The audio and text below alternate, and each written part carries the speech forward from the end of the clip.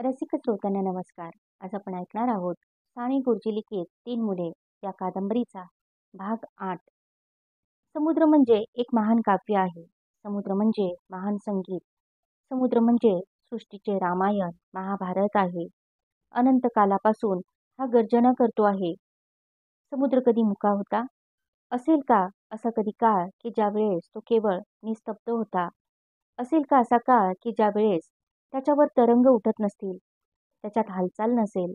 केव्हापासून हा समुद्र गरजू लागला, नाचू लागला? हा सागर का गरजत असेल? कोणासाठी हा आक्रोश असेल? समजायला मार्ग नाही. कोणाला रहस्य कळणार? कोणाला याचे गूढ कळणार? समुद्र म्हणजे मानवी मनाचे प्रतीक तर नाही. मनुष्याच्या मनाचा अंत पार लागत नाही. मनुष्याचे मन वरवर उथळ वाटते, ते हसते, खेळते, परंतु आत प्रचंड लाटा उसळत असतात.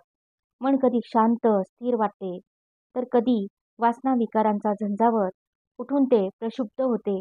या मनात काय काय भरले आहे कोणास ठाऊक. मनात रत्ने आहेत, मोती आहेत, शिंपले आहेत, कवड्या आहेत. मनाला क्षणाची उसंत नाही, विश्रांती नाही. समुद्राला भरती असो, ओहोटी असो, खळखळ तेथे अखंड सुरूच आहे. कोठे आहे त्याला विसावा? तसेच मनाने आपण निजलो तरी आपले अनंत असे ते मन विचारावर चालत असते. झोपेतही विचाराला, मनाला कोठे आहे विश्रांती? समुद्र ओरडतो आहे, मनही सारखे ओरडत असते. या मनाला कशाने समाधान लाभत नाही. ते सारखे सुखासाठी अट्टहास करीत असते. कोणाला तरी सारखे हाक मारीत असते. कोणाला भेटले म्हणजे त्याला कायमचे समाधान होईल. समुद्रा, कोणाला रे तू हाक मारीत आहेस? जगातील साऱ्या नद्या तुझ्याकडे धावत येतात. लहान नद्या मोठ्या नद्यांना मिळून त्यांच्या संगती तुला भेटायला येतात. सारे पाणी शेवटी तुलाच येऊन मिळते. कोणती नदी अद्याप तुला भेटायची राहिलीये? गंगा, सिंधू, ब्रह्मपुत्रा, साऱ्या नद्या तुला भेटल्या. साऱ्यांनी तुला माळा घातल्या. साऱ्यांना तू हृदयाशी धरलेस. तरी तुला समाधान का नाही? का रे असे? एखाद्या वैभवशाली राजा अनेक राण्या असूनही पुन्हा अशांत राहतो, तसेच तुझे आहे. कोणती गंगा तुला अजून हवी आहे? सांग, का ही अशांती? समुद्रा, तुला कशाची भूक लागली आहे?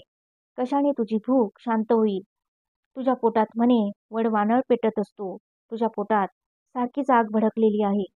कोणता घास मिळाला म्हणजे तुझा अग्नी शांत होईल? आजपर्यंत लाखो गलबते तू भक्षली असशील, लाखो प्राणी तू भक्षिले असशील, तरी तुझे समाधान कसे होत नाही? तुझी अनंत भूक शांत व्हायला सारा जगाचा का घास तुला हवा आहे? तुझ्या मनात हाच झगडा चालला आहे का? करू का हे जगत खतम, टाकू का गिळून, असे तर नाही ना तुझ्या मनात येत? तुझ्या सहस्र लाटा जगाला ओढण्यासाठी खवळून खवळून येतात, परंतु पुन्हा तू त्यांना आवरतोस. समुद्रा, किती तुझा हा संयम? काय ही तुझी धडपड? तू या मानवजातीसाठी का आक्रोश करीत आहेस? येणारे सारे प्रवाह मी जवळ घेतो, समभावाने त्यांना वागवतो. त्याप्रमाणे मानवांनी वागावे असे तर तू सुचवित नाही. तू सारे पाणी जवळ घेतोस, म्हणून तू आटत नाहीस, म्हणून तुला मरण नाही. त्याप्रमाणे मानव जर परस्परास प्रेमाने जवळ घेतील, तर मानवजात टिकेल, नाहीतर मानव प्राणी जगातून नष्ट होईल, असे तर नाही ना तुला सांगायचे? अनंत काळापासून तू ही गर्जना करत आहेस, परंतु मनुष्याने ती अद्याप ऐकली नाही. अजूनही मनुष्य मनुष्याला खात आहे. माणूस माणसाला मारीत आहे, लुटीत आहे, छळीत आहे. माणूस माणसाला गुलाम करीत आहे, पायाखाली तुडवीत आहे. मनुष्य प्राणी जन्माला येऊन हजारो वर्ष झाली, तरी तुझा संदेश त्याला अद्याप कळला नाही. माझी जात श्रेष्ठ, माझा देश श्रेष्ठ, मी श्रेष्ठ, या पलीकडे या मानव प्राण्याची अद्याप दृष्टी जात नाही.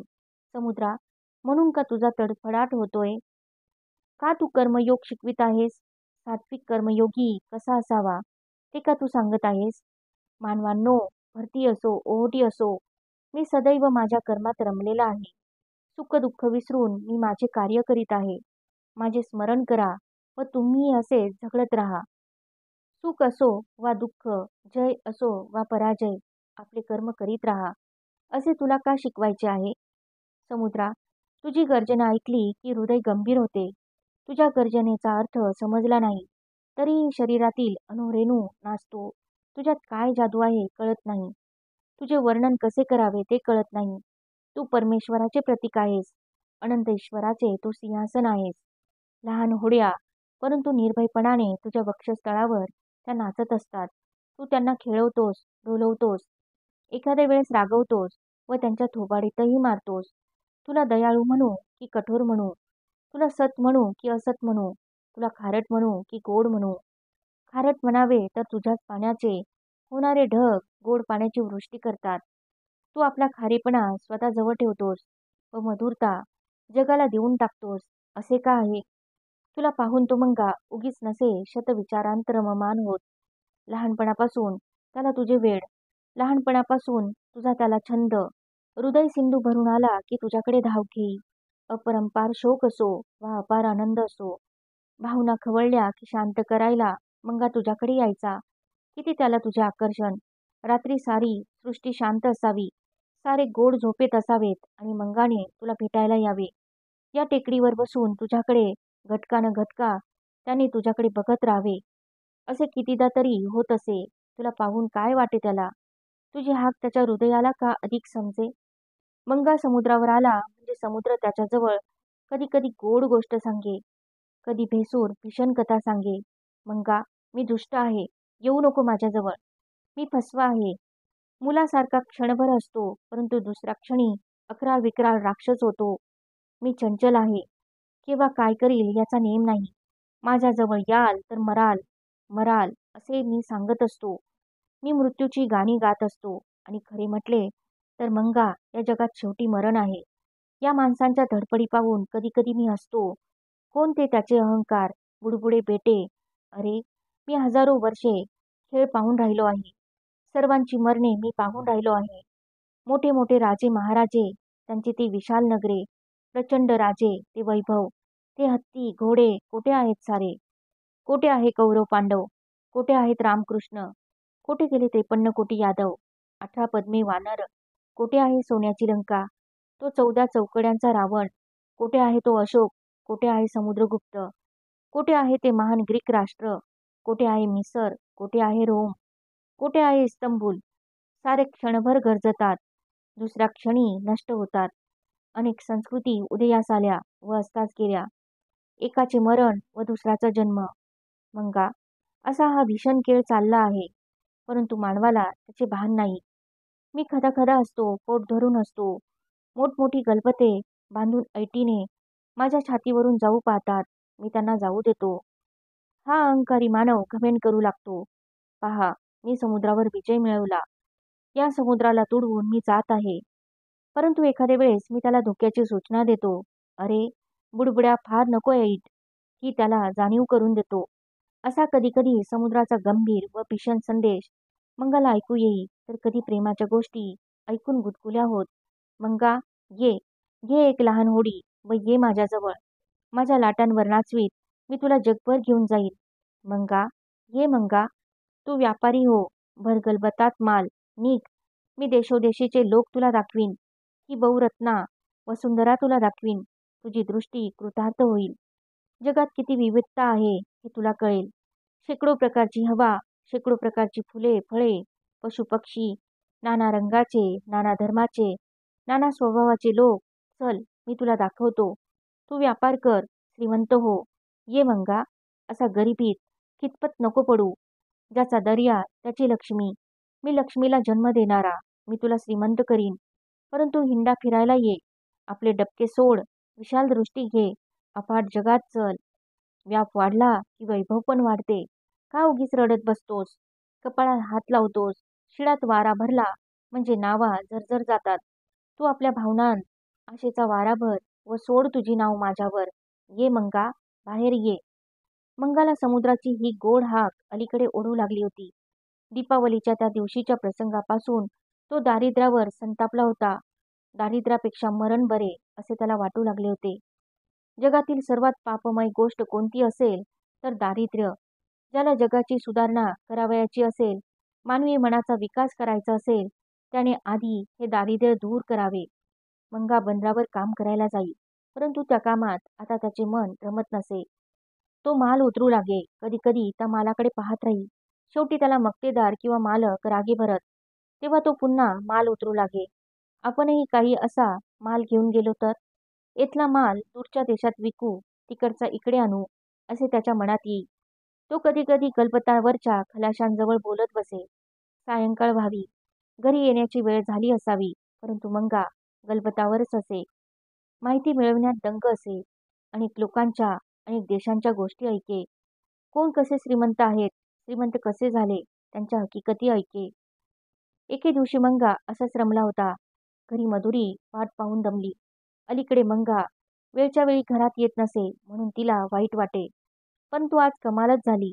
शेवटी सोन्या व रुपल्या यांना घरी राहा असे सांगून, भांडू नको असे सांगून, धाकट्या मणीला घेऊन मधुरी बंदरावर आली. रात्र झाली होती. होड्या पडाव वगैरे पडले होते. तिकडे ती गेली. मंगा, अरे मंगा, ती हाका मारत होती. शेवटी मंगाने ती हाक ऐकली. आलो आलो म्हणून त्याने उत्तर दिले. मंगा आला. मधुरी मणीला कडेवर घेऊन तेथे उभी होती. ती काही बोलली नाही. मधुरी, तू अंधारातून का आलीस? प्रकाश मिळवायला आले. मी येणारच होतो. कुठे जाणार होतो? मंगा, अलीकडे तू वेळच्या वेळी घरी काय येत नाहीस? सोन्या रुपल्या तुझी वाट पाहत असतात. केव्हा येतील बाबा असे सारखे विचारित असतात. घरापेक्षा का गलबत आवडते तुला? मुलाबाळांजवळ बोलण्यापेक्षा खलाशांजवळ बोलण्यातच तुला आनंद वाटतो होय? मधुरी, चल आता घरी जाऊ. दे मनीला माझ्याजवळ. ती निजेला आली. मी खांद्याशी धरतो म्हणजे ती निजेल. मंगाने मनीला घेतले, खांद्याशी धरले. ती झोपी गेली. दोघे घरी आली. सोन्या व रुपल्या दारातच होते. बाबा आले, बाबा आले असे म्हणून दोघं ओरडले. तेथे झोपाळ्यावर मंगाने मनीला ठेवले. सोन्या व रुपल्या त्याच्या जवळ आले. त्याने दोघांना जवळ घेतले. त्यांच्या डोक्यावरून हात फिरवला. बाबा, गोष्ट सांगता का एक? सोन्याने विचारले. आता जेवल्यावर गोष्ट. चला जेवायला, मधुरी त्यांना म्हणाली. जेवणे झाली. तेथे अंगणात चटई टाकून सारी बसली होती. मधुरीच्या मांडीवर मणी होती. हां, सांगा बाबा गोष्ट. मोठी न संपणारी गोष्ट सांगा, सोन्या म्हणाला. मंगा गोष्ट सांगू लागला. एक होता मनुष्य. तो गरीब होता. घरी 2-4 कच्ची बच्ची होती. सर्वांचा सांभाळ कसा करणार तो? तो नेहमी दुःखी कष्टी असे. काय करावे त्याला कळेना. तो आपल्या बायकोस एके दिवशी म्हणाला, जाऊ मग कोठे दूर देशाला. नशिबाची परीक्षा पाहतो. पैसे मिळवीन तेव्हाच घरी येईन. परंतु त्याची बायको रडू लागे आणि म्हणे, जळले मेले पैसे काय चाटायचे आहेत? कोंड्याचा मांडा करू, सुखात राहू. नका जाऊ आम्हाला सोडून. परंतु एके दिवशी त्या मनुष्याच्या मनात फारच जोराने विचार आला. तो अस्वस्थ झाला. तो पत्नीला म्हणाला, गेल्याशिवाय माझ्याच्याने जगवणार नाही. तू परवानगी दे, इथे मला राहवत नाही. मी मरून का जाऊ? काय बोलणार बिचारी. शेवटी ती म्हणाली, जा, तुम्हाला नसेल राहवत तर जा, देव आहे सांभाळणारा. आणि एके दिवशी तो खरेच गेला. एका गलबतात बसून गेला. पुष्कळ दिवस झाले, परंतु त्याचा पत्ता लागेना. रोज बायको व मुले वाट पाहत. आणि शेवटी तो एके दिवशी आला. प्रथम त्याला कोणी ओळखले नाही, परंतु तो बोलू लागताच सर्वांनी त्याला ओळखले. सर्वांना आनंद झाला. त्याने मुलांसाठी कितीतरी गमती आणल्या होत्या. बायकोसाठी दागिने आणले होते. त्याचे दारिद्र्य संपले. त्याचा संसार सुखाचा झाला. संपली का गोष्ट? सोन्याने विचारले. हो, मंगा म्हणाला. छान आहे गोष्ट. का रे? बापाने प्रश्न. त्या मुलांना किती गमती मिळाल्या म्हणून. सोन्या म्हणाला. तुला पाहिजेत का अशा गमती? मंगाने विचारले. परंतु तुम्ही कोठे दूर जातात? बाबा, तुम्ही नाही का दूर जात? मग आम्हाला जमती आणाल, आईला दागिने आणाल, आपण श्रीमंत होऊ, बंगल्यात राहू. जा ना हो बाबा, कुठे दूर जा. सोन्या म्हणाला. खरंच जाऊ? मग मी लवकर आलो नाही तर रडशील हो. तुझी आई रडेल. आईला विचार बरे. आई, जाऊ दे ना ग बाबांना. नको हो, कशाला कोठे जा. तू भित्री आहेस आई. जा बाबा जा तुम्ही. बरे, मी जाता. मुले झोपली. मधुरी व मंगा बोलत बसली. मधुरी, खरोखरच माझ्या मनात दूर देशी जावे असे येत आहे. अशी स्वप्ने मी खेळवत असतो. खूप पैसा आणीन, मधुरीला सुखात ठेवीन, तिला सोन्याने मडवीन, पिवळी करीन असे मनात येते. रोज उठून हल्ली जातात. रोजचीच वान.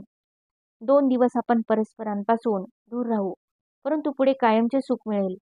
थोडी कळ सोसावीच लागते मधुरी. कष्टाशिवाय काही नाही. जाऊ का मी? देशोदेशीच्या गोष्टी मी बंदरावर ऐकतो. खलाशी किती गमती सांगतात.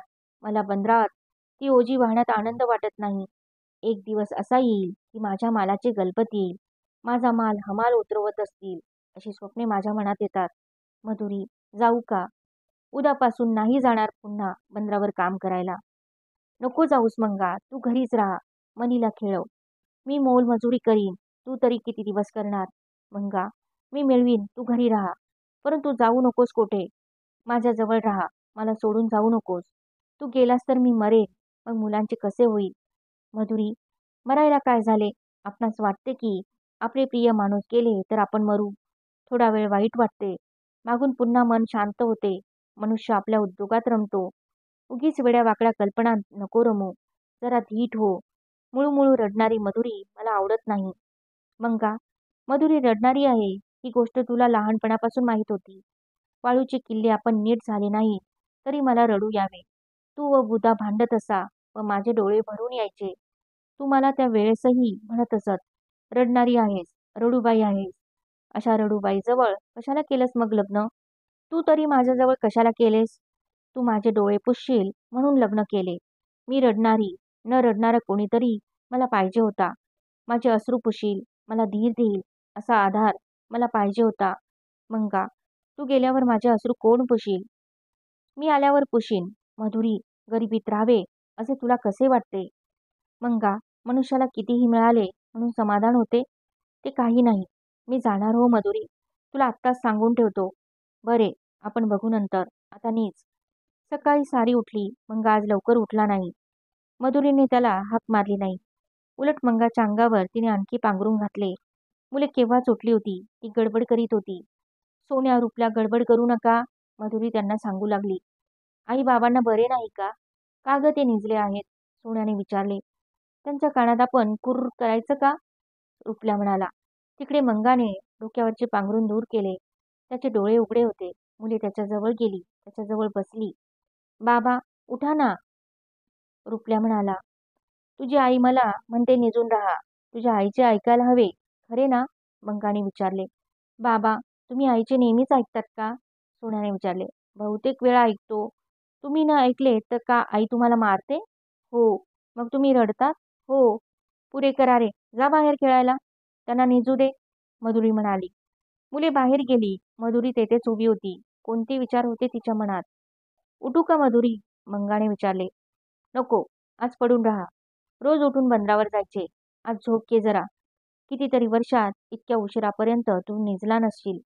आणि तू नाही का रोज पहाटे उठत?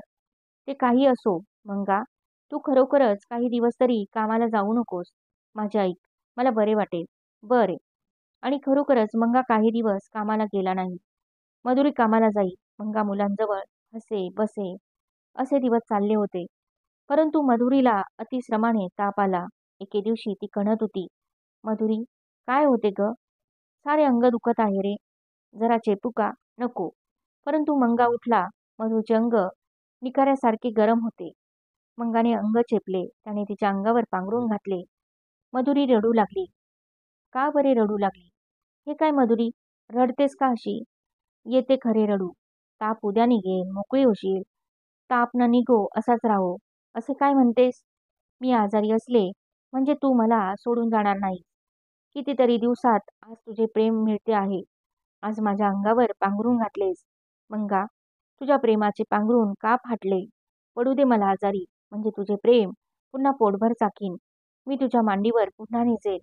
तू जवळ बसशील, माझा हात चेपशील, कपाळ दाबशील, पाय चोरशील. पडू दे मला आजारी. माझ्या आजारपण तुला इथे बांधून ठेवील. वेडी आहेस मधुरी. माझे प्रेम चाकण्यासाठी का आजारीच पडायला हवे? मी दूर देशांतरात जाऊ म्हणतो ते तरी का? तुझ्यावर प्रेम आहे म्हणूनच ना. तू नसतीस तर कोणासाठी मी गेलो असतो? कुठे दूर गेलो तरी सारखी तूच डोळ्यासमोर असशील.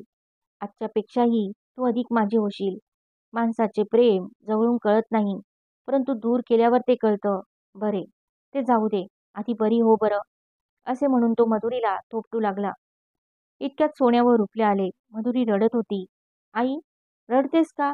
बाबा, तुम्ही मारलेत का आईला? नाही रे, तिनेच मला मारले व आपणच आता रडते.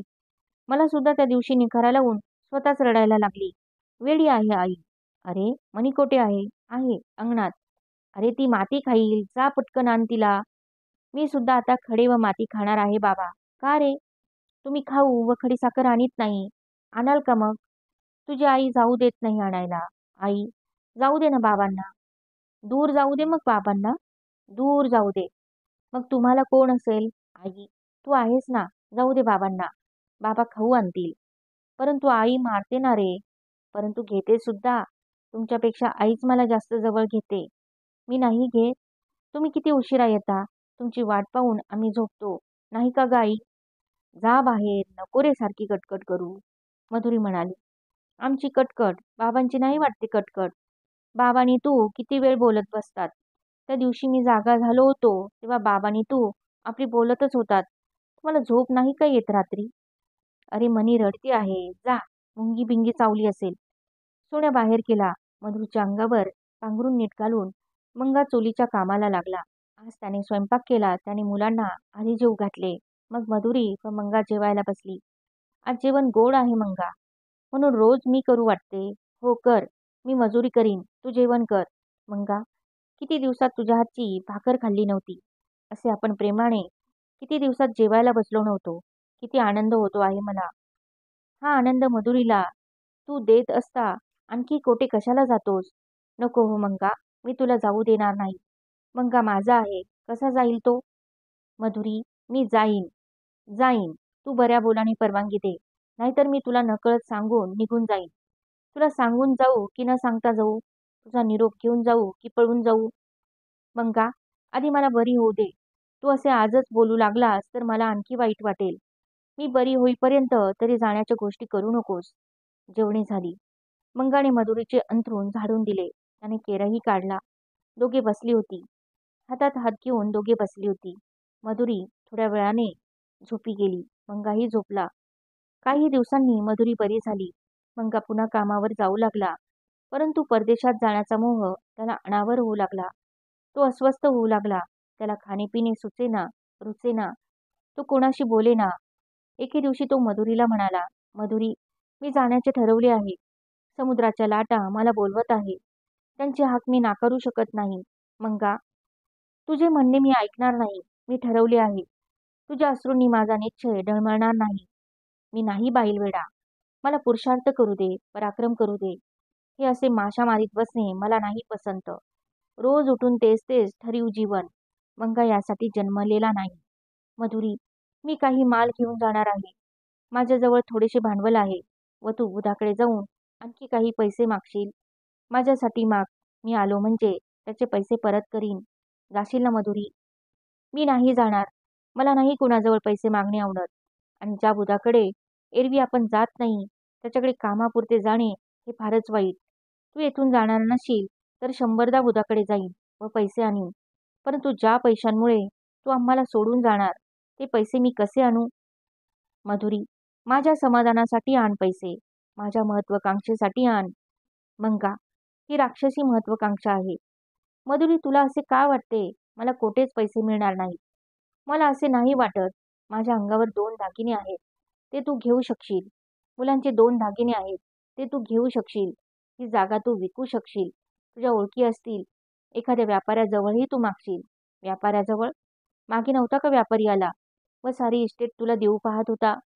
त्याच्याकडे मी पुन्हा जाईल. मधुरी, तू मला काय समजतेस? मी तुला माझा समजतेस मंगा. नको रे जाऊ. त्या दिवशी बोलणे तसेच राहिले. परंतु मधून मधून बोलणी होत. खटके उडत. घरी आता मंगा बसत नसे. रात्रीही तो बाहेर जाई. समुद्रकाठी फिरत राही. मनात विचार करी. एके दिवशी तो रात्री निजला होता. परंतु केव्हा तरी उठून बाहेर निघून गेला. मधुरी जागी होऊन पाहते तो मंगा नाही. तिने उठून सर्वत्र पाहिले. मंगा कोठेही नाही. तिला वाईट वाटले. का असे मंगा करतो असे तिला वाटले. ती बाहेर झोपाळ्यावर बसून रडत होती. बराच वेळ झाला. पहाट होत आली. कोंबडा आरवला. दवबिंदू टपटप पडत होते. फुलांचा मंद गंध येत होता. हळूच मंगा आला. तो मधुरी समोर येऊन उभा होता. तो पाठीमागे आला. त्याने तिचे डोळे धरले. ते ओले होते. मधुरी, सारखं रडायला काय झाले तुला? मंगा, काय सांगू तुला? मंगा एकदम रागवला. त्याने मधुरीला ओढत घरात नेले. त्याने तिचे दोन्ही हात धरून गदागदा हलवले व म्हणाला, झाले काय तुला मुळमुळ रडायला? सांग, कोणी मारले आहे का? कोणी छळले आहे का? मारले असतेस, छळले असतेस तरी बरे झाले असते हो मंगा. तो मारही गोड मानला असता. मग काय केले मी? का असे डोळ्यात पाणी आणून मला दुःख देतेस? मी दूर कोठे जावे असे म्हणतो, त्याचे इतके वाईट वाटून घेतेस. मी का मरायला चाललो आहे? लवकर परत येईन ना. काही दिवस राहून परत जाईन. तुझ्या मुलाबाळांना सुख मिळावे म्हणून मी जात आहे. माझी मुले सुखात आहेत. ती बिचारी काही मागत नाहीत. नाही मागत कशी? शेजारी मागायला गेली म्हणून तू तर त्यांना डागलेस ना? का पुन्हा पुन्हा ती आठवण करून देतोस मंगा? मधुरी, बोल, का रडतेस? बोल, तुला माहीत आहे. तू आजपासून रडू नकोस. मंगाला बरे वाटावे अशी इच्छा असेल तर रडू नकोस. मधुरी, तू आता पुन्हा रडताना दिसलीस तर मी तुझजवळ बोलणार नाही. कबूल कर. बोलू नकोस. परंतु डोळ्यासमोर तर दिसशील ना? मंगा, तू माझ्याजवळ असलास म्हणजे मला पुरे. तुझा श्वासही मजजवळ बोलतो. तू कोठे जाऊ नकोस म्हणजे झाले. मधुरी, मी का तुझ्या मनात नेहमी नाही? मंगा, त्यांनी नसते हो समाधान. खरोखरच एखाद्या वेळेस मला तुझा फार राग येतो. बायका म्हणजे घोरपडी चिकटून बसतात, गुदमरवतात. तुम्ही पुरुषांच्या पायातील बेड्या, त्यांच्या मार्गातील दगड. मंगा, आजपासून नाही हो तुझ्या मार्गात अडथळा करणार, नाही घोरपड होणार, नाही पायातली बेडी होणार. जा मंगा, कुठेही जा, कुठेही अस, सुखरूप अस म्हणजे झाले. मी तुझी आठवण काढून सुख मानीन. मधुरी, काय?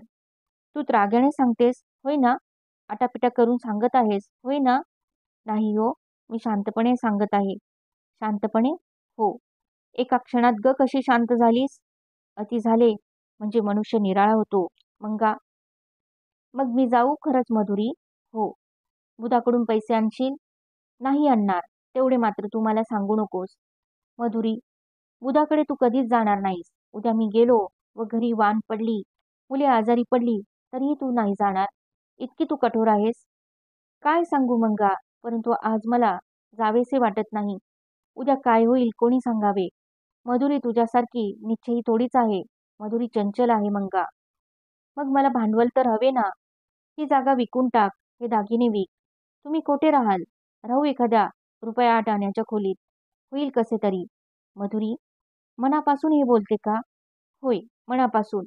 एकदा ठरले ना तुझे जायचे, मग आता मनापासून न सांगून काय करू? तुझे समाधान ते माझे. आम्हा स्त्रियांना दुसरे समाधान कोठे आहे मंगा? आम्ही पुरुषांच्या सुखासाठी, त्यांच्या इच्छांसाठी, त्यांच्या महत्वाकांक्षांसाठी आम्हाला निराळे स्थान आहे कोठे? खरे ना? जातोस तर आनंदाने जा. मला समाधानाने निरोप देऊन जा. मधुरी, नीज आता. आता कोठली नीज? हे काय? समाधानाने राहणार ना? होय. मग नीज. जो समाधानी असतो त्याला नीट झोप लागते. नीज मधुरी. सकाळ झाली. मधुरीला आज गाढ झोप लागली होती.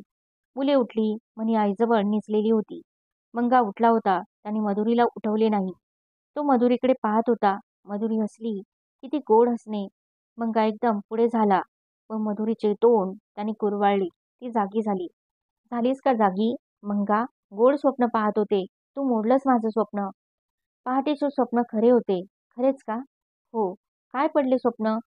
छान छान स्वप्न. मंगा, खरेच गोड स्वप्न होते. काय पाहिलेस पण स्वप्नात? कोणाला पाहू? मी काय सांगू? पाहिले एकाला. त्याचे नाव माहिती आहे तुला. म्हणजे मीच ना? होय मंगा. तू परदेशातून घरी आला आहेस. सोन्या रुपल्या तुझ्या भोवती नाचत आहे. मनी तुझ्याकडे पाहत आहे. मी आनंदाने तुझ्याकडे पाहत आहे. तू मनीला बोलावतोस. ती येत नाही. किती गोड स्वप्न. तू माझा हात हातात घेतोस व दाबतोस. बोलत मात्र काहीच नाही. असे स्वप्न मी पाहिले. मधुरी, आता तुझी चिंता गेली ना? देवाने जणू दृष्टांतच दिला. मी सुखरूप येईन. काळजी नको. देव तारी त्याला कोण मारी? देव मारी त्याला कोण तारी? मधुरी, मानवाच्या हातात आहे का काही? परंतु म्हणून जपू नये काय? आपण काळजीने वागावे. शेवटी देवाची इच्छा. मंगा, स्वप्न गोड पडले खरे, परंतु कधी कधी स्वप्ने खोटी पडतात, खोटी ठरतात, नेमकी उलटी होतात. पहाटेचं स्वप्न तसं होत नाही. तू नीज जरा. गोड स्वप्नांच्या गुंगीत नीज. उठू दे मंगा आता. कोणी आले तर हसेल. सांगेन मधुरी आजारी आहे. मंगा, मला उठू दे. कुठे कशाला ते? उठू दे. मंगा तिला उठू देईना. ती रागावली, चिडली. शेवटी मधुरी उठली. ती उभी राहिली. मधुरी, मी बाहेर जाऊन येतो. आपली झोपडी कोणी घेतो का पाहतो. खरेच का विकणार ही जागा? तू म्हणालीस ना म्हणून विकणार. म्हटले खरे, परंतु नको विकू. ही जागा शेकडो आठवणींची. तू गेलास तर ही जागा मला आधार देईल. या झोपाळ्यावर माझा मंगा बसे, येथे निजे, ती फुले तो फुलवी, अशा आठवणी करीन. खरे ना? नको विकू ही जागा. बरे तर, जशी तुझी इच्छा, मी बाहेर जाऊन येतो. मंगा बाहेर गेला. मधुरी काम करू लागली. तिच्या आज कामात लक्ष नव्हते. काहीतरी हुरहुर तिला लागली होती. मधूनच हातातील काम ती थांबवी व सुस्कारा सोडी. सोन्या रुपल्या तिच्या जवळ आले. तिला काय वाटले कोणास कळे. तिने एकदम सारी मुले जवळ घेतली. त्यांचे तिने मुके घेतले. त्यांच्या कपाळावरून, डोक्यावरून तिने हात फिरवले. मुले शांत बसली होती. आईला आज काय होते ते त्यांना कळेना. परंतु त्यांना निराळाच काहीतरी अनुभव आज येत होता. असा अनुभव पूर्वी त्यांना कधी आला नव्हता. गोड आहेत, माझी बाळे गोड आहेत, असे ती त्यांना कुरवाळून म्हणाली. इतक्यात मंगा आला. तो ते गंभीर पावन दृश्य त्याला दिसले. तोही मधुरीजवळ जाऊन बसला. जणू सर्वांचा एकत्र फोटोच घ्यायचा होता. मंगा मधुरीला मुलाबाळांसह पोटात घेत होता. मधुरी मंगाला पोटात घेत होती. ती सर्वजण बसली होती. मुले मध्येच आईबापांकडे पाहत व आईबाप त्यांचे पापे घेत. मधुरी, मंगाने हाक मारली. काय मंगा, आपण सुखी आहोत नाही? खरोखर सुखी? होय मंगा, असे म्हणून तिने त्याचे डोळे पदराने पुसले.